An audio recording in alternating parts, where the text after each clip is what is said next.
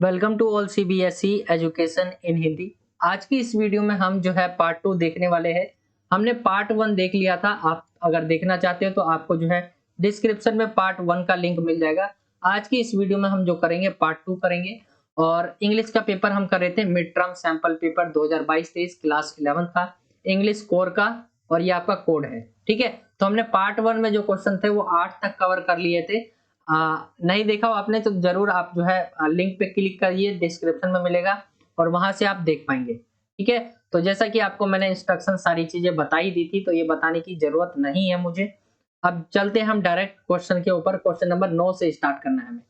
उससे पहले अगर आपने क्लास 11 का ग्रुप ज्वाइन नहीं किया है तो आप ज्वाइन कर सकते हैं। ये आपको लिंक जो है ये भी डिस्क्रिप्शन में मिल जाएगा। और लिंक पे अगर क्लिक होके आप ज्वाइन नहीं हो पा रहे तो आपको टेलीग्राम पे जाके क्लास 11th 1 2 3 4 सर्च करना है। आप ग्रुप में जो है ज्वाइन हो पाएंगे। ठीक है, इसे सर्च कर लेना, आप जो है ज्वाइन हो जाएंगे।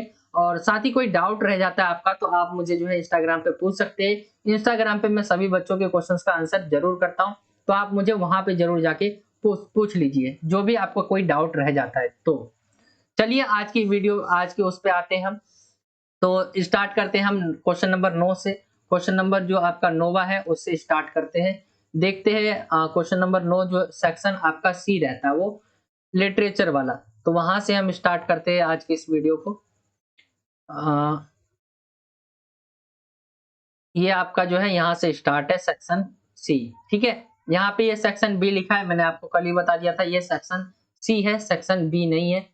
ये आपका सेक्शन सी है और ये है आपका लिटरेचर वाला, यानी आप इसे इजी समझ लीजिए कि ये आपके बुक से जो क्वेश्चन पूछे जाते हैं वो है। ठीक है, अब आते हैं हम नौवे क्वेश्चन पे। नोवा जो क्वेश्चन पूछा गया है, नोवा क्वेश्चन कुछ इस तरह से है कि आपको जो है रीड करना है इसे। देखिए नौवे क्वेश्चन में 3 पार्ट है, पहला पार्ट, दूसरा पार्ट और तीसरा पार्ट। 3 पार्ट है आपके नौवे क्वेश्चन में। तो इसमें आपका जो है कुछ इस तरह से ये पोयम दी हुई है और इसमें जो पूछे गए क्वेश्चंस है इसके आंसर देने आपको। जैसे यहाँ पे पूछा हुआ है the cardboard is the poem a photograph suggested. तो क्या सजेस्ट कर रहा है, तो राइट आंसर है फोटोग्राफ, अ फोटोग्राफ। ठीक है, तो ये इसका राइट आंसर हो जाएगा। आगे चलते हैं, अगले क्वेश्चन पे आते हैं हम। आगे देखेंगे दूसरा क्वेश्चन, दूसरा जो क्वेश्चन है ये देखिए ये आपकी बुक से लिया गया है, तो आप कंफ्यूज मत होइएगा कि ये कहाँ से है। ठीक है, दूसरा जो क्वेश्चन पूछा गया है and see the big girl who is she in these lines. ठीक है, तो वो कौन सी जो है लड़की है। यहाँ पे मैं आपको जो है ट्रांसलेट भी करके बता देता हूँ ताकि आप जो है कंफ्यूज ना हो, आपको इजी पड़े। तो यहाँ पे जो पूछा गया है कि जो और वह लड़की इन पंक्तियों में वो कौन है। ठीक है, तो वो बिग गर्ल कौन है, बड़ी लड़की। तो राइट आंसर क्या हो जाएगा आपका सी, मदर। ये राइट आंसर हो जाएगा। अब हम आगे आते हैं, आगे देखते हैं। आगे आते हैं क्वेश्चन तीसरे पे। तीसरा जो है आपका बोला गया है the two cousins were holding on the ports mother hands because.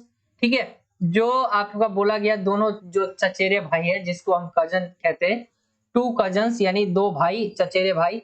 कविता में जो है कवि की माँ का हाथ थामे हुए है, क्यों आपको बताना है। जो पेट्स मदर है उनका हाथ क्यों थामे हुए है, पकड़े हुए है, तो आपको बताना है। तो राइट आंसर हो जाएगा आपका ये तीनों ही जो है ये ऊपर के राइट आंसर है। तो राइट आंसर आपका डी हो जाएगा, सभी इसका सही आंसर है, तो आंसर डी हो जाएगा आपका। ठीक है, ये आपके जो है 3-3 करके जो है क्वेश्चंस आएंगे। तो ये हमने पहला जो नोवे का पहला पार्ट हमने कर लिया है। अब आते हैं नोवे के दूसरे पार्ट पे। तो दूसरा जो क्वेश्चन है कुछ इस तरह से है, यहाँ पे जैसे बताया गया है स्वीट फेस, इसे आप पढ़ेंगे और इससे रिलेटेड क्वेश्चन पूछा गया है हुज फेस वाज स्वीट, किसका फेस जो है स्वीट है। तो a sweet face my mother's. ठीक है, तो राइट आंसर क्या है, मदर्स जो है राइट आंसर हो जाएगा। दूसरा जो क्वेश्चन है the paras terribly transient feet suggested. तो राइट आंसर आपको बताना है। यहाँ पे जो क्वेश्चन है जो पहला तो आपका हो गया। अब जो दूसरा है जो वाक्यांश जो ये दिया गया हुआ है पैरा, जो इसमें पूछा गया है बहुत ही फीड जो है वो छैनिक हिंदी में बोलते हैं जो इसको।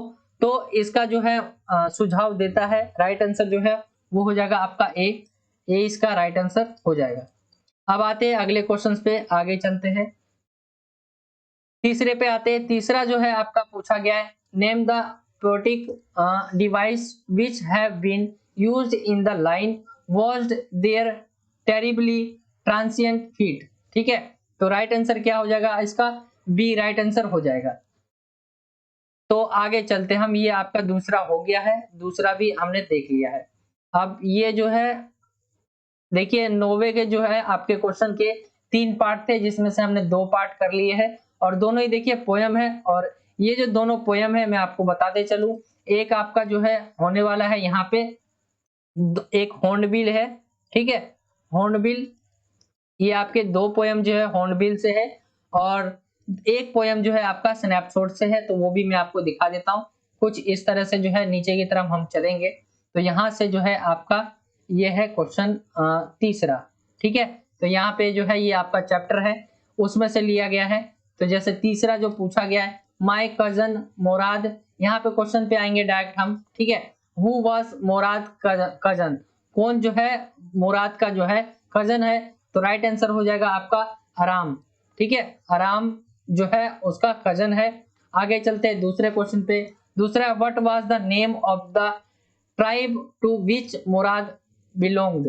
तो राइट आंसर हो जाएगा आपका ए। ठीक है, तीसरा जो है who was the son of Zorab, तो कौन है जोराब का बेटा।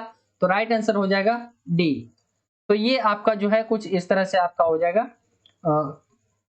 जैसे यहाँ पे आप ढूंढेंगे जैसे मोराद फादर वाज जोराब। ठीक है, तो यहीं पे इसका कुछ आंसर आपको हिंट भी मिल जाएंगे, आंसर्स भी मिल जाते हैं। तो ये आपके 9वें क्वेश्चन के 3 पार्ट थे। आई होप कि आपको समझ आ गया होगा। तो इस तरह से जो है आपको ये क्वेश्चंस करना है 9वां, जैसा कि पैटर्न दिया गया उसी के अकॉर्डिंग ही मैं आपको करवा रहा हूँ। अब आते हैं हम क्वेश्चन नंबर 10वें पे। क्वेश्चन नंबर जो 10वां है वहां पे बोला गया है attempt any 2 of the 4 questions given below with in 40-50 words each. आपको जो है 40 से 50 शब्दों में जो है 4 में से किसी 2 का आंसर देना है। 4 में से किसी 2 का। तो क्वेश्चन नंबर आपका कितना है, 10वां है। और हम देखते हैं क्वेश्चन नंबर 10वें का पहला। तो पहला दिया गया है, how did the grandmother spend her whole day. जो दादी माँ थी, एक तरह से ग्रैंड मदर दादी माँ कहते हैं हम, तो वो अपना पूरा दिन जो है कैसे बिताती आपको बताना है। तो the grandmother spend her whole day by getting her grandson ready for the school, making chapatis for him and dropping him to school. पहले तो जो है वो उसको तैयार करती स्कूल के लिए। ठीक है, जो उनका जो है ग्रैंड सन है उनको स्कूल के लिए तैयार करती, उनके लिए चपाती बनाती और फिर उन्हें जो है स्कूल छोड़ के आती। Besides she always remained busy in reciting prayers and telling the beads of the her जो है रोसरी। तो उसके अलावा जो है हमेशा वो नमाज पढ़ती थी। ठीक है, वो सारी चीजें जो होती है धार्मिक चीजें वो करती थी। तो उनका पूरा दिन कुछ इस तरह से बीतता था। दूसरा क्वेश्चन है, why was the grandmother so disturbed when the narrator started going to the city school. तो इसका राइट आंसर आपके सामने यहाँ पे कुछ इस तरह से है। जैसे जो है डिस्टर्ब होने पर जो है ग्रैंड मदर जो है डिस्टर्ब होती थी, तो होने पर दादी इतनी परेशान क्यों थी। जब वह शहर के स्कूल जाना जो है शुरू कर देता है तो इससे उनको क्या दिक्कत हो रही थी, मतलब क्या प्रॉब्लम हो रही थी आपको बताना है। तो the grandmother was a religious lady, जो रिलीजियस लेडी यानी धार्मिक लेडी थी, who loved to read scripture and tell the beats of the rosary. When her grandson told her about the subject being taught at school, she felt offended and reacted strangely. According to her, music was a monopoly of her lords and beggars. ठीक है, दादी माँ एक धार्मिक महिला थी, जैसा कि मैंने बताया था आपको। उन्हें जो है जैसे शास्त्र पढ़ना हम कहते हैं। ठीक है, उन्हें शास्त्र पढ़ना बहुत अच्छा लगता था और सुनना जो है उनको बहुत पसंद था। और उनके पोते जब चले जाते हैं दूर स्कूल में जो है, तो मतलब जब उसका जो है पोता उन्हें जो है स्कूल में पढ़ाए जा रहे विषयों के बारे में बताता था, तो उसे जो है बुरा लगा और उसने अजीब जो है प्रतिक्रिया जिसे हम कहते हैं, उन्होंने वो दिया और उनके संगीत के अनुसार वेश्याओं और भिखारियों का एकाधिकार था। तो ये जो है इन कहा गया है इस वजह से। आगे आते हैं हम तीसरे क्वेश्चन पे। तीसरा जो क्वेश्चन है, what does the word cardboard cardboard denote in the poem, why has this word been used? जो ये वर्ड है आपका कार्डबोर्ड, जो शब्द है कविता में क्या दर्शाता है, इस शब्द का जो है प्रयोग क्यों किया गया आपको बताना है। तो कार्डबोर्ड क्या होता है, एक मोटे कागज पर चिपकाए एक फोटोग्राफ को दर्शाता है ये, ठीक है। और इस शब्द का इस्तेमाल जो है अतीत, जो हमारे पुराना इतिहास था, उसमें अभ्यास को संदर्भित करने के लिए किया जाता था, यानी अभ्यास को दिखाने के लिए किया जाता था। जब तस्वीरों को कार्डबोर्ड पर चिपकाया जाता था और उन्हें संरक्षित करने के लिए कांच के फ्रेम में के साथ तैयार किया जाता था। आपने देखा होगा, आपके घर में भी फोटो होगी कांच की, तो उसके अंदर जो है पोस्टर लगा के फिर उसको चारों तरफ से शीशा लगा देते हैं, तो उसे कहते हैं कार्डबोर्ड, ठीक है। तो ये राइट आंसर हो जाएगा आपका। यहाँ पे इसे आप पढ़ लेना। यहाँ पे जैसे लिखा हुआ है, the word cardboard denotes the photograph, ठीक है, फोटोग्राफ को दिखाता है। और pasted on a hard teak paper, this word has been used to refer to a practice in the past when photographs were pasted on a cardboard and formed with glass frame to preserve them, ठीक है। चौथे पे आते हैं, what has the camera captured?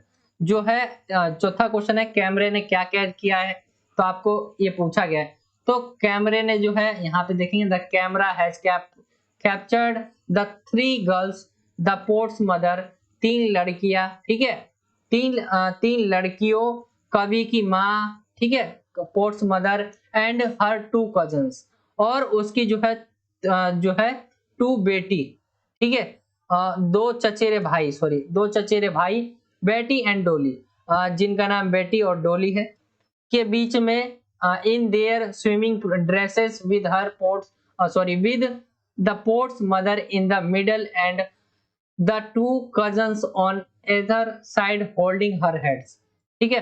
तो इन्होंने बताया कि बेटी और डॉली के बीच में कवि की माँ के जो है साथ तैराकी के कपड़े में दोनों तरफ 2 चचेरों भाइयों का हाथ पकड़े हुए कैद किया है।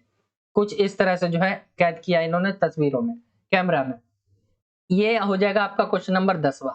तो ये जो क्वेश्चन नंबर 10वां था, मैंने आपको एक चीज नहीं बताया, इसमें नंबर कितने कितने नंबर का है। जैसे नौवां क्वेश्चन जो है ये आपका जैसे 3 नंबर का ये पहला हो जाएगा, ठीक है, 3 नंबर का ये आपका दूसरा हो जाएगा, और आपका 4 नंबर का जो हो जाएगा ये वाला हो जाएगा 4 नंबर का, ये जो आपका है मुराद वाला। तो ये आपका 4 3 7 3 10 ये हो गया। और जो ये वाला है आपका ये 3 नंबर का है, और 3 इंटू 2 है, तो यानी 2 आपको करने हैं। 3 3 6 नंबर का ये टोटल है 10 क्वेश्चन, और 4 में से कोई 2 करने थे आपको, तो 10वां क्वेश्चन हो जाएगा। 11वां जो है ये भी आपका 3 नंबर का है, और इसमें कोई एक करना है। Attempt any one of the 2 questions given below with in 40-50 words each. तो यहाँ पे हम क्वेश्चंस को देख लेते हैं। जो 11वां क्वेश्चन का पहला है, बोला गया है कि why did the narrator decide not to collect her belongings, ठीक है, belongings जो है वर्णन जिसे हम बोलते हैं, वर्णन के लिए जो है belongings का यूज होता है। अपना सामान नहीं लेने का फैसला क्यों किया, ये आपको बताना है। तो इसका राइट आंसर यहाँ आपके सामने है, the narrator was disappointed after recognizing her belongings in a stale and dirty environment. She didn't feel comfortable on seeing all those valuable articles placed in a distasteful manner at Mr. Dorling's house, ठीक है, sorry Mrs Darlings house. तो ये जो है right answer हो जाएगा, आप इसे पढ़िए, ठीक है। ये क्वेश्चन, सारे क्वेश्चन जो भी मैं आपको करा रहा हूँ ये मिड टर्म के लिए और सारे इंपॉर्टेंट है, तो इसको जरूर देख लेना। दूसरे क्वेश्चन पे आते हैं, why did the narrator's mother's ask her to remember the address by heart. तो ये जो है आप दूसरा क्वेश्चन देखेंगे तो जो उनकी माँ है जो बता रहा है उनकी माँ ने उसे दिल से पता याद करने के लिए क्यों कहा, आपको बताना है। एड्रेस जो है वो अपने हार्ट से जो है याद करने के लिए क्यों कहा। तो the narrator mother asked her to remember the address by heart. ठीक है, क्या बोला, द नरेटर्स मदर, जो नरेटर की जो मदर है उन्होंने जो है हर टू रिमेम्बर याद दिलवाया, याद करने के लिए कहा कि अपने दिल से जो है एड्रेस याद करो। Because she gave a number of valuable household articles to Mrs Dorling during the war time. She taught that her daughter would collect all that after the war was over. जो है ये मैंने आपको बता दिया है कि जो है क्योंकि उस जो है युद्ध के समय जो डॉर्लिंग है उसको कई जो है घरेलू सामान उन्होंने दिए थे और उसने सोचा कि ये जो है युद्ध समाप्त होने के बाद उसकी बेटी वह सब जो है इकट्ठा कर लेगी, तो इसलिए वो कहती है। तो ये आपका, अगर आपने चैप्टर पढ़ा है तो आपको इजीली पता होगा। स्टोरी आप देख लीजिए चैप्टर की, आपको इजीली पता चल जाएगा सारी चीजें। काफी बच्चों के सर के ऊपर से जारी होगी क्योंकि उन्होंने चैप्टर भी नहीं पढ़ा होगा, तो ये वजह होगी। क्वेश्चन नंबर 11 आपका 3 नंबर का था, कोई एक करना था 2 में से। आप चलते हैं हम क्वेश्चन नंबर 12 की तरफ। क्वेश्चन नंबर 12 है जो है बोला गया attempt any one of the two questions given below with in 120 से 150 वर्ड। अब ये वाले जो क्वेश्चन है आपके 6 नंबर वाले हैं।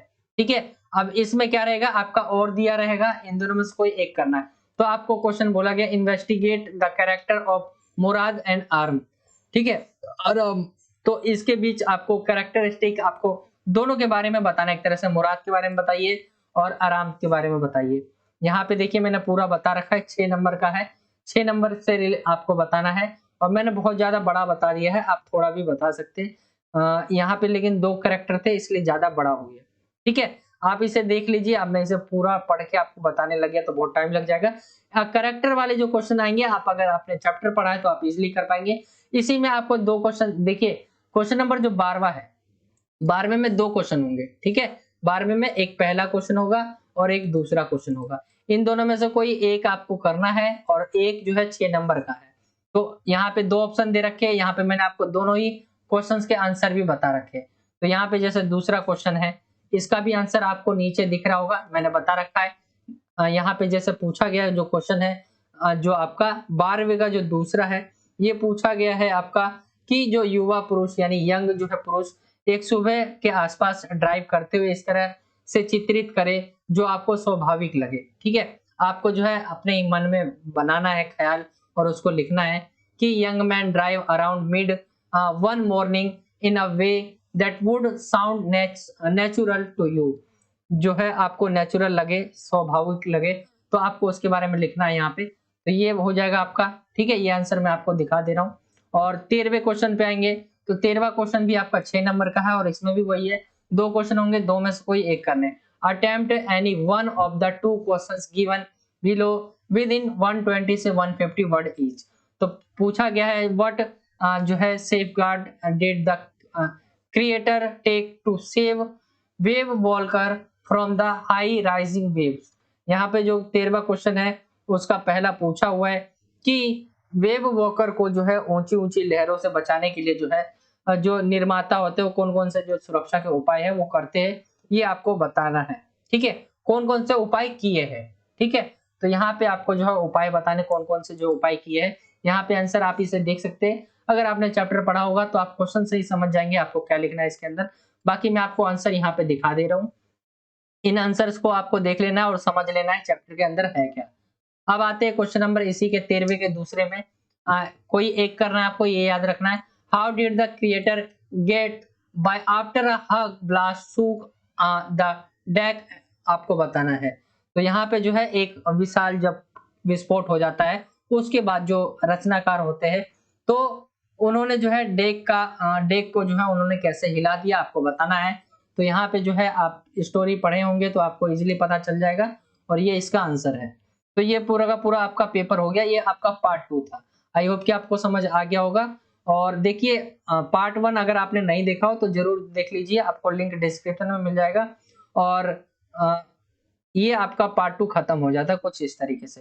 तो देखिए ये जो क्वेश्चंस लिए गए हैं मैं आपको जो है पहले भी बता चुका हूँ कि आपको किस तरह के क्वेश्चन जो है कैसे करने अटेम्प्ट, जैसे पैसेज कैसे करना अटेम्प्ट, आपको जो है नोट मेकिंग कैसे तैयार करनी है, ये आपका पूरा पेपर मैंने पहले ही करवा चुका है। ठीक है, पहले पार्ट में मैंने करवा दिया हूँ, तो इसे आप पहले पार्ट में देख लेंगे अगर आपको ये समझना हो तो। बाकी ये पूरा का पूरा आपका पेपर हो जाता है खत्म। आई होप कि आपको समझ आ गया होगा कि किस तरह से जो है आपको पेपर इंग्लिश का अटेम्प्ट करना है। और ये पूरा 80 नंबर का पेपर है, तो बच्चों के लिए बहुत लेंथी पेपर होने वाला है। देखिए, आपका जो पेपर होने वाला है इंग्लिश का सबसे पहला है। ठीक है, इंग्लिश का पहला है, तो हम इंग्लिश के बाद पेपर को ऐसे करेंगे कि आपका जो शुरुआती पेपर है, शुरुआती 4-5 पेपर लगातार है, 4 से 5 पेपर आपके जो है लगातार होंगे। तो उसको मैं सोच रहा हूँ कि उसको पहले हम निपटा देते हैं, उसको जल्दी करवा देते हैं, फिर उसके बाद जो है हम आगे और सब्जेक्ट बच जाएंगे, उसको हम जो है कर लेंगे। ठीक है, शुरुआती 4 से 5 पेपर होते हैं, उसको हम पहले निपटा खत्म करेंगे पेपर को। और पेपर की आपको चिंता मत करिए, पेपर आपका दिया नहीं गया है, सैंपल पेपर नहीं आया, लेकिन हमारी तरफ से हम सैंपल पेपर आपको बना के प्रोवाइड करवाएंगे। और ये जो सैंपल पेपर है ये आपका पहला है, एक ही सैंपल पेपर नहीं आएगा, और भी आएंगे सैंपल पेपर, वो उसका आपको वेट करना होगा। ठीक है, और मैं आपको जल्दी जो है दूसरे सैंपल पेपर करवाऊंगा। तो वीडियो जो है रेगुलर अपडेट रहे, वीडियो देखते रहे। आई होप कि आपको अच्छा लगा होगा देखने में वीडियो अच्छा लगा हो तो वीडियो को जरूर लाइक करें, चैनल पे नए हो तो चैनल को सब्सक्राइब करें, और जो शेयर करें वीडियो को। और पहला पार्ट जरूर देख ले, उसके अंदर बहुत ज्यादा इंपॉर्टेंट चीजें थी, जिसमें बहुत ज्यादा अंक के जो क्वेश्चन है उसके अंदर बताए गए थे। तो उस पार्ट जो 1 है उसका लिंक आपको डिस्क्रिप्शन में मिल जाएगा। कोई डाउट रह जाता है तो आप मुझसे इंस्टाग्राम पे पूछ सकते हैं, वहां पे मैं सभी बच्चे के क्वेश्चंस का आंसर जरूर करता हूं। तो यही था आज का वीडियो अच्छा लगा हो तो जरूर शेयर करें, लाइक करें, एंड चैनल पर नए हो तो चैनल को सब्सक्राइब करें। मिलता हूं आपसे अगली और एक्साइटिंग वीडियो में, जब तक के लिए जय हिंद, जय भारत, वंदे मातरम।